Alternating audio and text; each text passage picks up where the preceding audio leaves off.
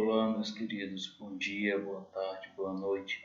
Eu sou o professor Carlos e essa é a nossa primeira aula de Química do nono ano da unidade de ensino, professor Hermílio de Oliveira Gomes. Vamos lá ver do que se trata essa aula. Bom, na aula de hoje nós vamos dar início ao capítulo 1, Reações Químicas. Nós vamos ver o conceito de matéria, entender e aprender o que é matéria.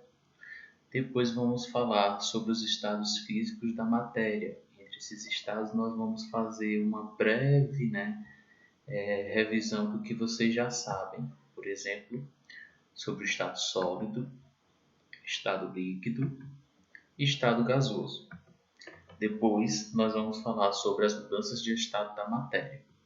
Nós vamos falar sobre a fusão, solidificação, evaporação, ebulição, condensação, sublimação, ressublimação, certo? Então vamos lá. Vamos começar com o conceito de matéria. O universo conhecido manifesta-se basicamente através de duas formas, matéria ou energia. Então, pessoal, tudo que constitui o universo, ele pode ser definido em matéria e energia. Não é nem ou energia, é matéria e energia. Uma coisa não está livre da outra, tá? Então, esses dois aspectos, embora diferentes, pertencem à mesma realidade. Cientificamente, matéria é tudo que tem massa e ocupa espaço. Então, olha só, é interessante que vocês façam essa anotação aí no caderno de vocês, tá? Eu aconselho até que vocês copiem esses slides, porque muitas informações não estão no livro, tá, de vocês. Então, novamente, cientificamente, matéria é tudo que tem massa e ocupa espaço. Então, tudo no universo, pessoal, é formado por matéria, É matéria. Tudo no universo possui massa. Ah, professor, e o que seria massa? Que uma coisa puxa a outra. Massa é a quantidade de átomos que forma a matéria, tá bom? Então, de modo mais simples, matéria é tudo aquilo que tem existência física, algo real. Por exemplo, água, terra, ar, borracha, porcelana e papel são exemplos de matéria.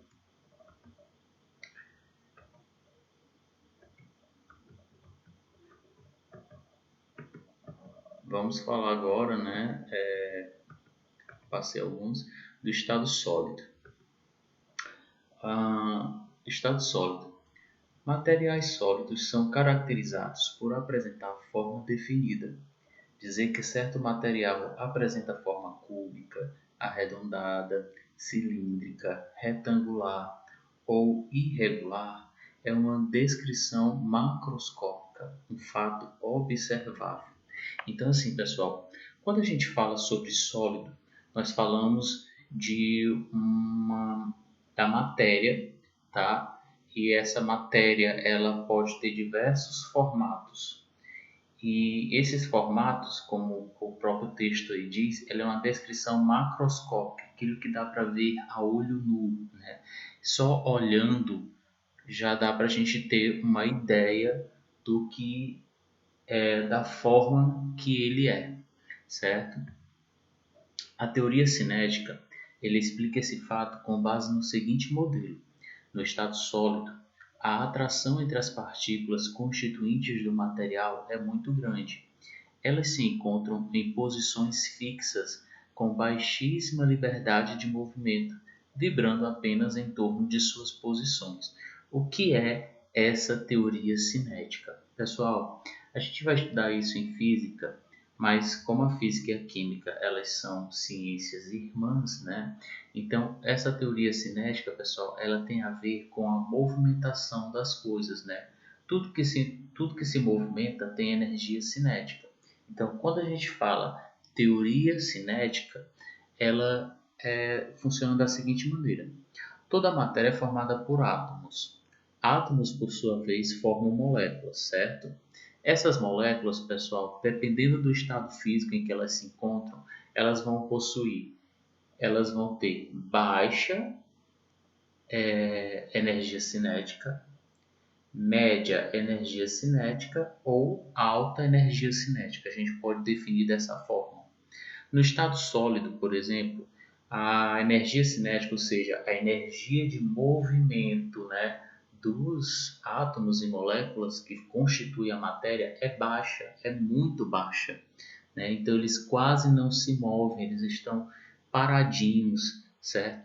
Então é isso que caracteriza a matéria no estado sólido. Tudo que está no estado sólido, né, se você fosse olhar microscopicamente um pedacinho de um grão de areia, você ia ver que os átomos que formam o grão de areia, eles estão praticamente parados, sem se movimentar, tá bom? Então, prestem bastante atenção nessa característica do estado sólido, tá? Façam essa observaçãozinha aí no caderno de vocês. Vamos prosseguir. Olhem só esse vídeo que eu fiz aí para vocês, que demonstra como é que é o comportamento, né? Se a gente pudesse observar um pedaço de qualquer coisa que esteja no estado sólido. Vejam aí. Inicialmente nós temos essa molécula, né? Seria uma molécula de água. O oxigênio em vermelho e o hidrogênio em cinza, né? Então nós temos um oxigênio e dois hidrogênios. Vamos imaginar que a água esteja no estado sólido. O que é que a gente vai observar? A gente vai observar que as moléculas, tá? E a gente tem inúmeras moléculas de água, elas estão sem movimento, elas estão juntas, tá? E sem movimento. Então, no estado físico sólido, tá? No estado físico da matéria, a gente pode dizer que as moléculas e os átomos não têm energia cinética ou baixa energia cinética e elas estão muito próximas umas das outras, tá bom? Então, esse vídeo aí serviu para ilustrar para vocês como é o comportamento do estado sólido. E à medida, né, que a temperatura vai aumentando, o que é que acontece? A energia cinética também aumenta. E aí, ó, as partículas e moléculas elas começam a vibrar, né? Elas começam a vibrar e aí elas vão ganhando velocidade, ou seja, ganhando mais energia cinética, tá? Mas isso aí a gente vai ver já já no próximo estado físico da matéria, coisa rápida. Próximo estado físico, estado líquido. Vamos ver agora como é que a matéria se comporta no estado líquido. Os materiais líquidos, ao contrário dos sólidos, não apresentam forma definida.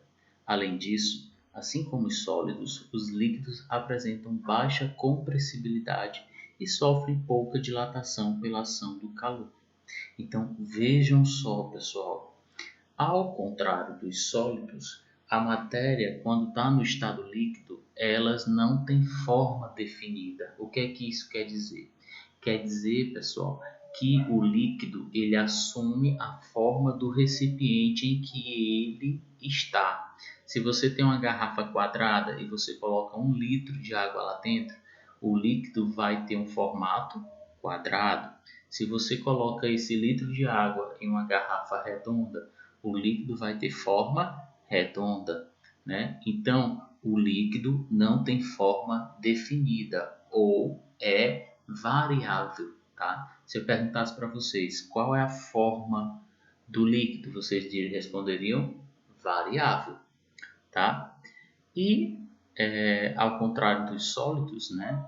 Eles possuem baixa compressibilidade, ou seja, é difícil você comprimir um líquido, certo? Elas sofrem pouca dilatação por conta da ação do calor. Segundo a teoria cinética, olha aí a teoria cinética de novo. No modelo do estado líquido, as partículas se encontram próximas uma das outras. Há menor força de atração entre elas em comparação com o que ocorre no estado sólido. Olha aí, pessoal, a energia cinética, nesse caso, já é baixa, né? Já é média, pode-se dizer assim. Ele já tem um pouquinho de energia cinética. Lembra lá no videozinho lá do estado sólido que ele foi ganhando energia cinética e você viu que ele começou a vibrar? No estado líquido, o que é que a gente observa? A gente observa que as moléculas e os átomos eles começam a se movimentar. Isso faz com que as partículas e as moléculas se distanciem uma das outras, tá? Como consequência, as partículas não assumem posições fixas, ou seja, elas se separam, né? Como no estado sólido que ficam juntas. E no estado líquido, elas se movimentam com mais liberdade. Entretanto, elas ficam suficientemente próximas para garantir a baixa compressibilidade, certo? Então, vejam aí, o fato delas ganharem energia cinética média, né, digamos dessa forma, não quer dizer que as partículas e as moléculas se afastem muito, né? Elas se afastam um pouco, mas é bem diferente do estado sólido, certo? Então, o que é que a gente pode definir aqui do estado líquido? A forma do estado líquido é variável, certo? A energia cinética no estado líquido é média, ok? E o volume no estado líquido é constante. O que é que isso quer dizer, professor? O que é que quer dizer que o volume é constante? Quer dizer que ele não muda. Se você tem 1 litro de água e coloca esse litro de água em uma outra garrafa, essa outra garrafa vai suportar, né, vai conter o 1 litro de água. A não ser que você derrame essa água aí, você não vai ter mais. Mas não muda, tá? A questão do volume é constante. Constante em física significa o mesmo do começo ao fim, tá bom? A elevação da temperatura provoca o aumento da agitação das partículas e do movimento total do líquido. Geralmente, a expansão do líquido em decorrência do aumento da temperatura é pequena, um pouco superior à que ocorre com os sólidos. Olha aí, pessoal, a temperatura é o fator, tá, que faz com que a energia cinética da matéria aumente ou diminua. Se a temperatura aumenta, o que acontece com a energia cinética? Aumenta. Se a temperatura diminui, o que acontece com a energia cinética? Diminui, ok? Olha aí esse vídeo ainda, a continuação daquele videozinho que eu salvei para vocês. Vejam aí, pessoal, que as moléculas de água agora estão se movimentando, elas têm média energia cinética, por isso que elas estão se movimentando. E observem que entre uma e outra, o que é que nós podemos ver? Há um espaço, né? Antes elas estavam super juntas, próximas umas das outras. Olha aí, quanto maior a temperatura vai aumentando, mais elas vibram e mais distantes elas ficam uma das outras. Essa é a característica da matéria no estado líquido, ok? Então vamos lá para o próximo vídeo. Aliás, para o próximo estado físico. O próximo estado físico é o estado físico gasoso.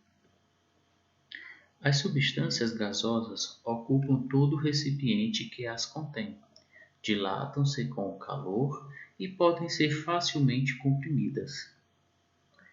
A teoria cinética explica que a atração entre as partículas é pequena, fazendo que fiquem distantes uma das outras e se movimentem com um alto grau de liberdade. Por isso, não apresentam nem forma e nem volume definidos. Olha aí uma característica interessantíssima do estado gasoso. Primeiro, Toda substância gasosa ocupa todo recipiente, não importa o tamanho, pessoal. Todo gás ocupa todo recipiente. Por quê? Porque, pessoal, elas possuem uma energia cinética alta, né? O que é que isso quer dizer? Que por elas terem uma super velocidade, a atração entre as partículas é pequena e isso faz com que as partículas se separem muito, né? Fiquem extremamente longe uma das outras. Então, no estado gasoso, a forma é variável, ela vai ocupar todo o recipiente, todo o ambiente em que ele está, né, o gás, e é variável também na questão do volume. Por quê? Como as partículas e as moléculas estão bem distantes uma das outras, eu posso comprimir, né? É como se eu pegasse e apertasse o ar, eu posso fazer isso, e eu posso expandir, né? Liberar esse gás para qualquer ambiente, ok?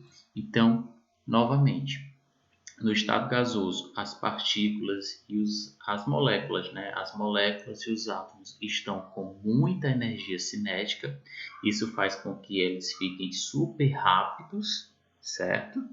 E super distantes uma das outras. Essa característica permite a gente dizer que, no estado gasoso, ela não possui nem forma e nem volume definido, ou seja, são variáveis. A dilatação deve-se ao aumento da movimentação das partículas em decorrência da elevação da temperatura. A compressibilidade é possível por causa da distância entre as partículas. Como há muito espaço vazio entre elas, é possível comprimi-las, que foi o que eu já falei para vocês, ok? Então vamos ver agora a parte final desse vídeo, que mostra para vocês como é que as partículas, né, no estado gasoso. Vejam aí, ó, elas super rápidas e super distantes uma das outras, tá, pessoal? Vejam que é por causa disso que o gás ele ocupa todo o espaço do ambiente ou do recipiente em que ele está, certo? E é por esse motivo também que eu posso comprimi-lo, né? Apertar, acochar todas essas partículas em um determinado recipiente, como é o caso, por exemplo, dos desodorantes aerosol, do gás de cozinha, certo? Então, a gente vai agora entender um pouquinho sobre as mudanças do estado físico, né? Eu quero que vocês prestem bastante atenção. Vamos lá. Estado físico da matéria e transformações. Nós temos o que é a matéria, é tudo que ocupa espaço e possui massa de repouso, ou seja, possui massa, certo? A matéria ela pode ser encontrada no estado sólido, no estado líquido e no estado gasoso, certo?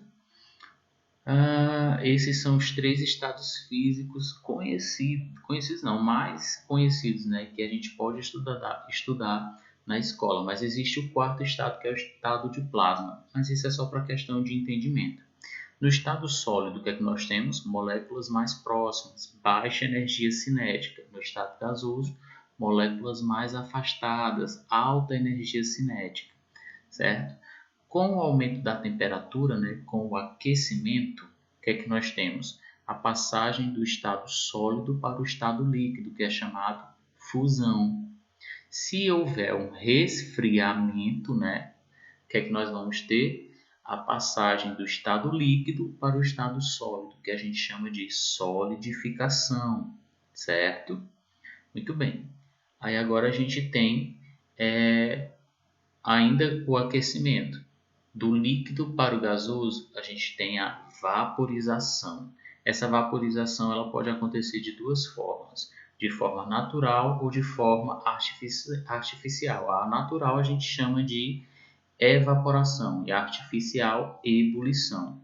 E se houver um resfriamento, nós vamos ter a passagem do estado gasoso para o estado líquido, chamando de condensação. Existe também uma passagem, pessoal, direta, tá? Sem passar pelo líquido, do sólido para o gasoso. Essa passagem a gente chama de sublimação, tá? E se existe do sólido para o gasoso, sem passar pelo líquido, existe do gasoso para o sólido. Nesse caso, a gente chama de ressublimação. Aqui no vídeo apareceu só sublimação, mas o correto é ressublimação ou sublimação inversa, ok? Então, eu aconselho vocês, se quiserem, voltar um pouquinho o vídeo para rever essa parte aqui dos estados físicos, né, das mudanças de estado físico da matéria, ok? Bora lá. Ainda no capítulo 1, a gente vai falar agora sobre a influência da temperatura nas mudanças do estado físico da matéria. Nós vamos ver o que é temperatura de fusão, TF. Vamos ver também o que é temperatura de ebulição, TE. E vamos também ver o que são os gráficos de mudança do estado físico, tá? Especificamente vamos falar do gráfico de aquecimento da matéria. Vamos lá. Influência da temperatura nas mudanças do estado físico da matéria. Vamos falar de temperatura de fusão, TF.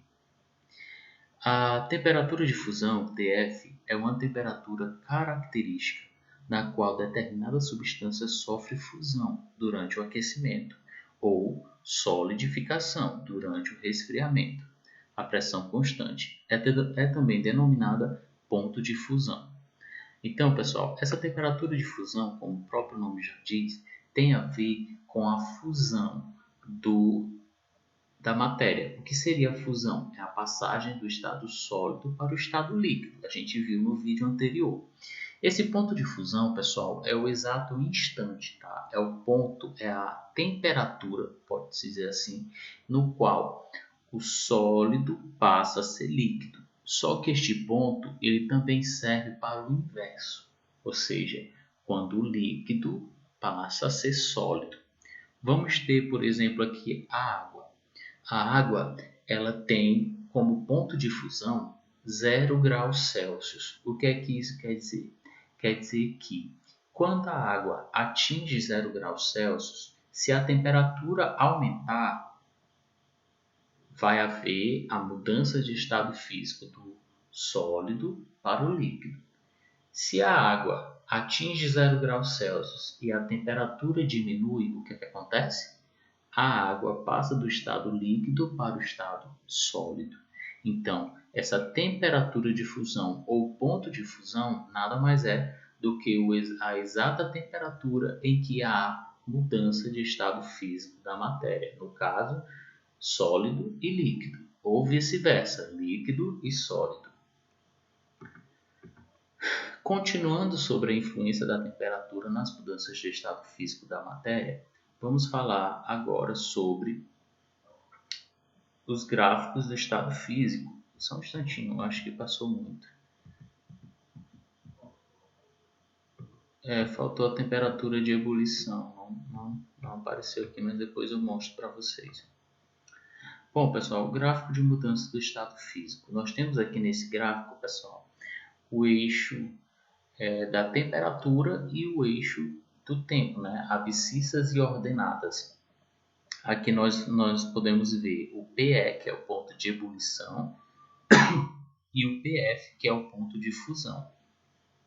O que é que acontece, pessoal, se eu fosse analisar a mudança de estado físico de qualquer matéria? Eu teria o seguinte: inicialmente, essa matéria ela seria encontrada no estado sólido.